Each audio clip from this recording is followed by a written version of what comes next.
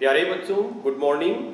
Today we are going to discuss banking transactions, how banking transactions are recorded in the journal.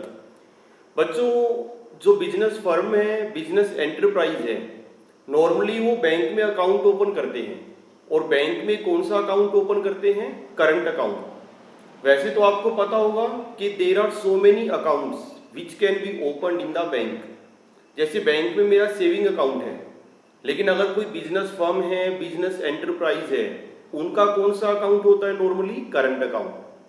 Current account बच्चों इसलिए होता है क्योंकि जो बिजनेसमैन है उसको बार बार फ्रीक्वेंटली पैसा डिपॉजिट करवाना होता है, बैंक से विड्रॉ करना होता है। तो करंट अकाउंट में हम फ्रीक्वेंटली पैसा डिपॉजिट भी करवा सकते हैं, विड्रॉ भी कर सकते हैं। There is no restriction. ठीक है। तो कोई फर्म कभी बैंक में पैसा डिपॉजिट करवा रही है, कभी बैंक से पैसा विड्रॉ कर रही है, कभी किसी को चेक से पेमेंट कर रही है, कभी किसी से चेक हम ले रहे हैं। तो ये जितनी भी बैंकिंग ट्रांजैक्शंस है, कैसे हम उनके जर्नल में एंट्री करेंगे? देखिए, बोर्ड पर मैंने कुछ ट्रांजैक्शंस लिखी हैं। ये सभी ट्रांजैक्शंस बैंक से रिलेटेड है। सबसे फर्स्ट पॉइंट, पहला पॉइंट मैंने क्या लिखा है? Cash deposited into bank. Cash deposited into bank, how much? ₹20,000। ठीक है। अब देखो बच्चों, बैंक में हमने पैसे जमा करवाए हैं, किस किस अकाउंट पर इफेक्ट पड़ेगा? कैश अकाउंट और बैंक अकाउंट। देखिए, यहां लिख देता हूं, कैश अकाउंट और बैंक अकाउंट। ठीक है। अब देखिए, अमेरिकन अप्रोच की मैं बात कर रहा हूं। What is the nature of cash account? Asset है। What is the nature of bank account? ये भी एसेट है। हमारे पास जो कैश बैलेंस है, बैंक बैलेंस है, दोनों ही एसेट है। हम जब अपनी बैलेंस शीट बनाते हैं तो cash balance as well as bank balance दोनों को कहां शो करते हैं? बैलेंस शीट की एसेट साइड। तो इसकी नेचर भी एसेट है और इसकी नेचर भी एसेट है। अब रूल आपको पता ही है एसेट अकाउंट का। अगर हम बैंक में कैश डिपॉजिट करवा रहे हैं, व्हाट विल हैपन? कैश तो कम हो जाएगा, कैश बैलेंस, और बैंक बैलेंस बढ़ जाएगा। तो बैंक अकाउंट को क्या करेंगे? डेबिट। रीजन समझ गए? Because bank balance is increased. Cash account को क्या करेंगे? Credit, because cash balance is decrease. What will be the journal entry? Point number 1 है ये, bank account debit, how much? 20,000। Bank balance बढ़ गया, to cash account, how much? 20,000। ठीक है बच्चों, नरेशन आपने खुद लिखनी है, मैं थोड़ा रफली कर रहा हूं। प्रॉपर फॉर्मेट आपने बनाना है, नरेशन आपने लिखनी है। मैं तो जस्ट एनालाइज कर रहा हूं कि हर ट्रांजैक्शन में कौन सा अकाउंट डेबिट होगा और कौन सा अकाउंट क्रेडिट होगा और क्यों होगा। देखो बच्चों, फर्स्ट एंट्री क्लियर है कि नहीं है? आई थिंक क्लियर हो गया होगा। दोनों ही एसेट है। एक एसेट इंक्रीज हो रही है और एक एसेट डिक्रीज हो रही है। जो एसेट बढ़ रही है डेबिट और जो एसेट कम हो रही है क्रेडिट। क्लियर? पॉइंट नंबर 2 पर आते हैं। क्या लिखा है? Cash withdrawn from bank 5,000। Second transaction first transaction से अपोजिट है। हमने बैंक से पैसे निकलवाए हैं और कितनी अमाउंट निकलवाई है? 5,000। अब देखिए किस किस अकाउंट पर इफेक्ट पड़ेगा। Again cash account and bank account will be affected. दोनों की नेचर एसेट है। अब देखो, बैंक से हमने कैश निकलवाया तो कैश बैलेंस तो इंक्रीज होगा, और कैश बैलेंस अगर इंक्रीज होगा तो कैश अकाउंट को क्या करेंगे? Debit. And what about bank balance? अगर बैंक से आप पैसे निकालते हो, विड्रॉ करते हो, बैंक बैलेंस तो कम हो जाएगा, और अगर बैंक बैलेंस कम हो रहा है तो बैंक अकाउंट को क्या करेंगे? Credit. Again same logic, cash balance बढ़ रहा है और बैंक बैलेंस कम हो रहा है। एक एसेट इंक्रीज हो रही है और दूसरी एसेट डिक्रीज हो रही है। अब देखिए एंट्री क्या होगी? Cash account debit. ठीक है बच्चों, कितना है? 5,000। डेबिट क्यों किया? Because cash balance is increased to bank account. इसे क्रेडिट कर दे क्योंकि बैंक बैलेंस कम हो गया। और कितना हो गया 5000। नरेशन आप लिख सकते हो कैश विड्रॉन फ्रॉम बैंक। देखिए सेकंड एंट्री फर्स्ट एंट्री से बिल्कुल अपोजिट है। क्लियर? सेम लॉजिक है फर्स्ट एंट्री में भी और सेकंड एंट्री में भी। पॉइंट नंबर 3 पर आइए और ध्यान से देखिए, लिखा है cash withdrawn from bank for personal use ₹2000। Bank से पैसे निकाले हैं और किस पर्पज के लिए? पर्सनल पर्पज के लिए। कितने रुपए? 2000। Which two accounts will be affected? देखिए बच्चों, बैंक अकाउंट पर इफेक्ट पड़ेगा। यस, बैंक अकाउंट पर तो इफेक्ट पड़ेगा।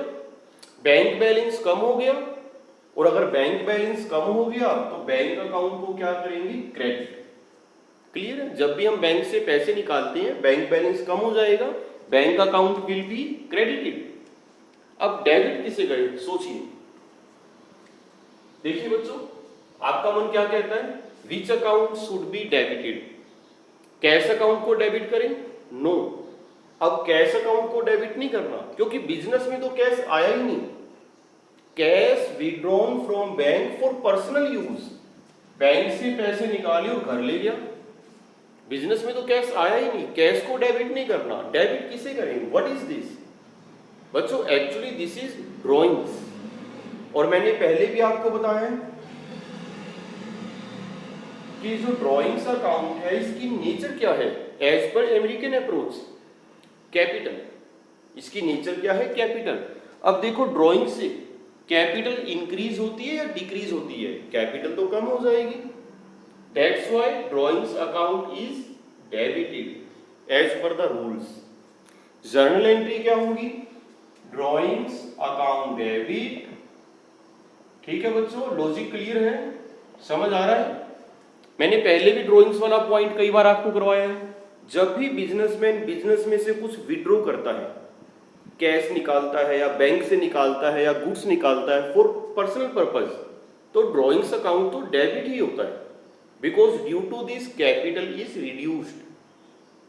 Drawings account debit how much? 2000 to bank account. How much? 2000। ये लीजिए। ठीक है बच्चों, अब देखिए सेकंड और थर्ड पॉइंट, इन दोनों पॉइंट्स को ऑब्जर्व कीजिए। सेकंड पॉइंट में भी हमने बैंक से विड्रॉ किया है, थर्ड पॉइंट में भी हमने बैंक से विड्रॉ किया है। जब भी आप बैंक से पैसे निकालोगे, चाहे ऑफिस यूज के लिए निकाल रहे हो चाहे पर्सनल यूज के लिए निकाल रहे हो, बैंक बैलेंस तो कम हो गया, तो बैंक अकाउंट तो क्रेडिट करना ही है, इस केस में भी और इस केस में भी। ठीक है, तो ध्यान से आपने चेक करना है कि बैंक से जो विड्रॉ किया है वो ऑफिस यूज के लिए किया है या पर्सनल यूज के लिए। अच्छा, एक बात और ध्यान रखना, if the question is silent, लिखा है कि कैश विड्रॉन फ्रॉम बैंक, जैसे सेकंड पॉइंट में था, अगर क्वेश्चन साइलेंट है तो ये अंडरस्टूड है कि वो पैसा हमने बिजनेस के लिए निकाला है। ठीक है, आगे चलते हैं। पॉइंट नंबर 4 क्या लिखा हुआ है? Salary paid by cheque. Salary paid by cheque 3000। देखो बच्चों, किस किस अकाउंट पर इफेक्ट पड़ेगा? सैलरी अकाउंट पर इफेक्ट पड़ेगा, बिल्कुल पड़ेगा। सैलरी अकाउंट की नेचर क्या है? सोचिए, एक्सपेंस, और एक्सपेंस को हम क्या करते हैं? डेबिट। देखिए क्या एंट्री होगी? Salary account debit. डेबिट क्यों किया? Because it is an expense. कितना है? 3000। अब आगे देखिए क्रेडिट किसे करें? सोचिए, कैश अकाउंट को करें credit? No, not at all. Cash account पर तो इफेक्ट ही नहीं पड़ेगा, क्योंकि हमने कैश तो दिया ही नहीं, हमने तो चेक से पेमेंट की है। चेक के बारे में बच्चों आप सब जानते होंगे, आप सभी के घरों में चेकबुक भी होगी। अगर बैंक में हमारा करंट अकाउंट है, सेविंग अकाउंट है, तो बदले में बैंक से हमें चेकबुक मिलती है, जिसके थ्रू हम पेमेंट कर सकते हैं। ठीक है, चेकबुक आप देख सकते हो, सभी के घरों पर है। तो चेक से हमने पेमेंट की है। देखिए किस अकाउंट पर इफेक्ट पड़ेगा? क्रेडिट किसे करेंगे? Bank account. कैश अकाउंट पर कोई इफेक्ट नहीं पड़ेगा, इफेक्ट किस पर पड़ेगा? Bank account. देखो बैंक बैलेंस आपका बढ़ेगा या कम होगा? ऑब्वियसली कम हो जाएगा। अगर हम किसी को चेक से पेमेंट कर रहे हैं तो हमारा बैंक बैलेंस ही तो कम होगा, तो बैंक अकाउंट को क्या करेंगे, क्रेडिट। देखो बच्चों क्लियर है पॉइंट ये। एक बात का ध्यान रखना कि whenever any payment is made by cheque, whenever any payment is made by check, then bank account will be credited because bank balance will be reduced, bank balance will be decreased। आगे चलिए point number 5, same point है बच्चों। Point number 4, point number 5 दोनों लगभग same है। Point number 5 में क्या लिखा है, लिखा है goods purchased and payment made by cheque. Again payment हम चेक से कर रहे हैं, गुड्स परचेज की है, डेबिट किसे करें, purchase account, purchase account debit. आपको बताया था मैंने कि purchase account is always debited whenever goods are purchase. तो डेबिट कर दें इसे, कितने का माल खरीदा है, 4000। डेबिट क्यों किया, because it is an expense. अब अगेन पेमेंट हम चेक से कर रहे हैं, मैंने आपको बताया था अभी कि जब भी कोई पेमेंट हम चेक से करेंगे तो आपका बैंक बैलेंस कम हो जाएगा। क्रेडिट किसे करेंगे, बैंक अकाउंट। बच्चों फिर रिपीट कर रहा हूं मैं, आपने ध्यान रखनी है बात ये, whenever any payment is made by check then bank account is credited. Clear. अच्छा बिजनेस में बच्चों हम चेक से पेमेंट करते भी हैं और चेक से पेमेंट लेते भी हैं। कई बार हम चेक देते हैं और कई बार हम चेक लेते भी हैं। अब चेक से अगर पेमेंट करते हैं, वो ट्रीटमेंट मैंने आपको बता दिया। अगर चेक से पेमेंट हमने रिसीव की है, हमें चेक मिला है, तो वो पॉइंट्स मैं कल डिस्कस करूंगा। कुछ पॉइंट्स बैंकिंग ट्रांजैक्शन के मैं आज डिस्कस कर रहा हूं और जो पॉइंट्स रह जाएंगे वो हम कल के लेक्चर में डिस्कस करेंगे। और कल ये बैंकिंग ट्रांजैक्शंस ये टॉपिक हमारा कल ओवर हो जाएगा, तो 2 दिन इस पर लगेंगे, आज का दिन और कल का दिन। आगे देखिए पॉइंट नंबर 6 क्या लिखा हुआ है, इंटरेस्ट अलाउड बाय बैंक। और पॉइंट नंबर 7 में क्या लिखा हुआ है, इंटरेस्ट चार्ज बाय बैंक। वैसे बच्चों ये दोनों पॉइंट साइमल्टेनियसली नहीं होंगे, या तो इंटरेस्ट अलाउड बाय बैंक होगा या फिर इंटरेस्ट चार्ज बाय बैंक होगा। अब कई बार तो बैंक से हमें इंटरेस्ट मिलता है और कई बार बैंक हमसे इंटरेस्ट चार्ज करता है। डिपेंड करता है कि बैंक में जो हमारा बैलेंस है वो पॉजिटिव चल रहा है या नेगेटिव बैलेंस है। अब आप कहोगे कि नेगेटिव बैलेंस क्या होता है। बच्चों शायद मैंने आपको पहले ही बताया हो बैंक ओवरड्राफ्ट के बारे में। बैंक ओवरड्राफ्ट, ओवरड्राफ्ट वर्ड ये कहां से आया है, एक्चुअल में ये वर्ड आया है ओवरड्रॉन। ओवरड्रॉन का मतलब है ज्यादा विड्रॉ कर लेना। बच्चों bank provides overdraft facility to its current account holder. जो भी करंट अकाउंट होल्डर है, जिनका बैंक में करंट अकाउंट है, बैंक उन बिजनेस एंटरप्राइजेस को ओवरड्राफ्ट की फैसिलिटी देता है। ओवरड्राफ्ट मींस ओवरड्रॉ, यानी कि जितना उनका बैंक में पैसा डिपॉजिट है वो उससे ज्यादा विड्रॉ कर सकते हैं। सपोज बैंक में डिपॉजिट है हमारे 10,000 और हमने बैंक से विड्रॉ कर लिए 12,000, कर सकते हैं अगर हमारा बैंक में करंट अकाउंट है और हमें ये फैसिलिटी मिली हुई है। तो बैलेंस हमारा 10,000 था, विड्रॉ हमने कितने कर लिए 12, तो आपका बैंक बैलेंस कितना हो गया, हमारा बैंक बैलेंस तो नेगेटिव चला गया। डिफरेंस कितना है 2,000, इस 2,000 को क्या कहेंगे, बैंक ओवरड्राफ्ट। ठीक है बच्चों। और एक तरह का ये शॉर्ट टर्म लोन है। Bank overdraft is a short term borrowings, एक तरह से ये बोरोइंग्स ही है। और बैंक इसके ऊपर क्या चार्ज करेगा, इंटरेस्ट। तो बच्चों कई बार हमारा बैंक बैलेंस डिपॉजिट होता है, कई बार हमारा बैंक बैलेंस ओवरड्राफ्ट होता है। मींस हमारा बैंक बैलेंस पॉजिटिव भी हो सकता है, नेगेटिव भी हो सकता है, या आप ऐसे कह लीजिए बैंक बैलेंस कई बार फेवरेबल होता है, कई बार अनफेवरेबल होता है। तो अगर बैंक में हमारा पैसा डिपॉजिट है तब तो हमें इंटरेस्ट मिलेगा। अगर बैंक ओवरड्राफ्ट है फिर नहीं हमें इंटरेस्ट मिलेगा, फिर तो बैंक हमसे इंटरेस्ट चार्ज करेगा। तो दोनों ट्रांजैक्शन मैं आपको बता रहा हूं। बैंक ओवरड्राफ्ट का अगर मीनिंग आप लिखना चाहते हैं आप लिख सकते हो। क्या मीनिंग है बैंक ओवरड्राफ्ट का, when amount withdrawn from bank, when amount withdrawn from bank exceeds the amount of deposit.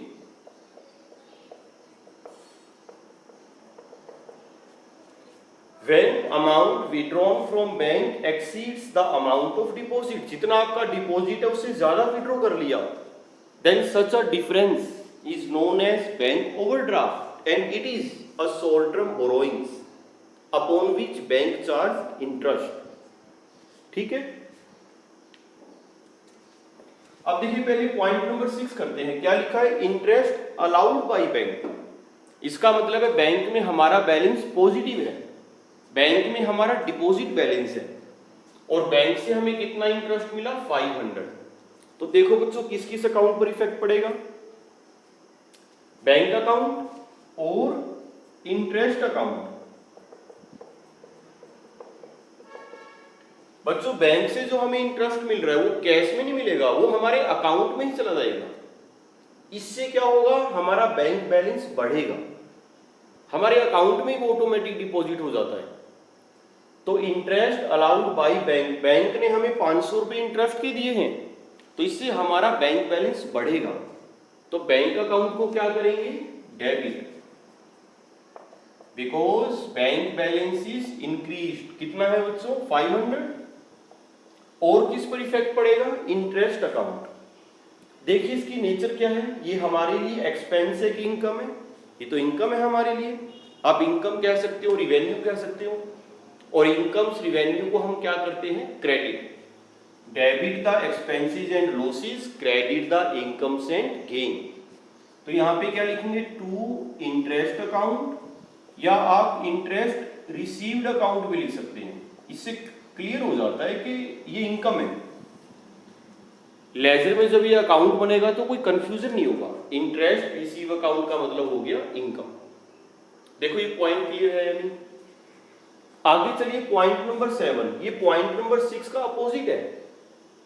मान लीजिए बैंक में हमारा बैलेंस चल रहा है नेगेटिव, यानी कि बैंक ओवरड्राफ्ट है, तो बैंक उस पर क्या चार्ज करेगा? इंटरेस्ट। अब वो इंटरेस्ट हमारे लिए क्या होगा? वो इंटरेस्ट हमारे लिए एक्सपेंस है, और एक्सपेंस को क्या करते हैं? डेबिट। इंटरेस्ट अकाउंट डेबिट या interest paid account debit. How much? 200। Debit क्यों किया? क्योंकि हमारी फर्म के लिए तो एक्सपेंस है, ये खर्चा है। टू कैश अकाउंट नहीं, कैश में नहीं देना, वो हमारे अकाउंट से डिडक्ट होता है, हमारे बैंक बैलेंस से डिडक्ट होता है। तो टू बैंक अकाउंट, इससे हमारा बैंक बैलेंस कम हो जाएगा। ये देखिए, तो कई बार हमें बैंक से इंटरेस्ट मिलता है और कई बार हम इंटरेस्ट पे करते हैं। It depends whether the bank balance is deposit और overdraft, whether the bank balance is positive और नेगेटिव। तो देखो बच्चों बिल्कुल सिंपल है, आपने एनालाइज करना है, रूल्स अप्लाई करने हैं, कहीं कोई दिक्कत आपको नहीं होगी। लास्ट पॉइंट रह गया। लास्ट पॉइंट क्या लिखा है? Bank charges charged by bank ₹300। Bank charges charged by bank ₹300। बच्चों बैंक अपने कस्टमर्स को बहुत सारी सर्विसेज देता है। आपको पता होगा एटीएम की फैसिलिटी मिलती है, बैंक हमारे मोबाइल पर एसएमएस भी भेजता है, एसएमएस हमें मिलते हैं बैंक से, एटीएम की फैसिलिटी मिलती है, बैंक में हम कई बार लॉकर ले लेते हैं तो उस लॉकर का बैंक रेंट भी लेता है, और भी बहुत सारी फैसिलिटीज। बैंक ड्राफ्ट, कई बार हम बैंक से ड्राफ्ट बनवाते हैं। तो बच्चों बैंक हमें जो सर्विसेज प्रोवाइड करता है उसके बदले में बैंक हमसे चार्जिंग भी लेता है, और यहाँ पे चार्जिंग बैंक ने कितनी ली है? 300। ऑटोमेटिकली हमारे अकाउंट से डिडक्ट हो जाते हैं। जैसे मेरा बैंक में सेविंग अकाउंट है और मेरे पास एटीएम कार्ड भी है, तो एटीएम की जो पर एनम चार्जिंग है, एग्जैक्ट तो मुझे नहीं पता कितनी है, वो ऑटोमेटिकली मेरे अकाउंट से कट जाते हैं। जब मैं अपनी पासबुक में एंट्री करवाता हूँ बैंक में जाकर, तब मुझे पता लगता है कि मेरे अकाउंट से इतने रुपए कट गए। किस चीज के? चार्जिंग के। मेरे अकाउंट में जब भी डिपॉजिट होता है, विड्रॉ होता है, तो मेरे मोबाइल पर एसएमएस आता है बैंक की तरफ से, उसकी भी चार्जिंग है। तो बैंक ने यहाँ पे चार्जिंग ली है 300। किस किस अकाउंट पर इफेक्ट पड़ेगा? बैंक चार्जेस अकाउंट और नंबर 2 बैंक अकाउंट। अब देखिए बैंक अकाउंट को क्या करें बच्चों, इससे हमारा बैंक बैलेंस बढ़ेगा या कम होगा? बैंक बैलेंस तो कम हो जाएगा, तो बैंक अकाउंट को क्या करेंगे, credit to bank account because bank balance will decrease. Debit किसे करें? डेबिट हम करेंगे bank charges account, bank charges account debit. बच्चों बैंक चार्जेस अकाउंट को मैंने डेबिट क्यों किया, सोचिए। बैंक चार्जेस अकाउंट को मैंने डेबिट इसलिए किया है because it is an expense, हमारे लिए एक्सपेंस है। तो ये थी बच्चों बैंकिंग ट्रांजैक्शंस। कहीं कोई दिक्कत नहीं है, प्रैक्टिस आपने करनी है। वो मैंने आपको बता ही दिया कि कैश अकाउंट और बैंक अकाउंट दोनों ही एसेट है, ठीक है। तो हर ट्रांजैक्शन में आपने ध्यान से एनालाइज करना है किस किस अकाउंट पर इफेक्ट पड़ेगा, किसे डेबिट करेंगे, किसे क्रेडिट करेंगे। कहीं कोई रट्टा नहीं है बच्चों, लॉजिकल है। और लॉजिकल है इसलिए अकाउंटेंसी पढ़ने में और पढ़ाने में मजा भी आता है। तो बच्चों प्रैक्टिस आप करते रहना। कल कुछ और ट्रांजैक्शन हम करेंगे बैंक से रिलेटेड, और कल ये टॉपिक हमारा ओवर हो जाएगा। परसों से फिर और नए पॉइंट करेंगे, ठीक है बच्चों। Thank you very much.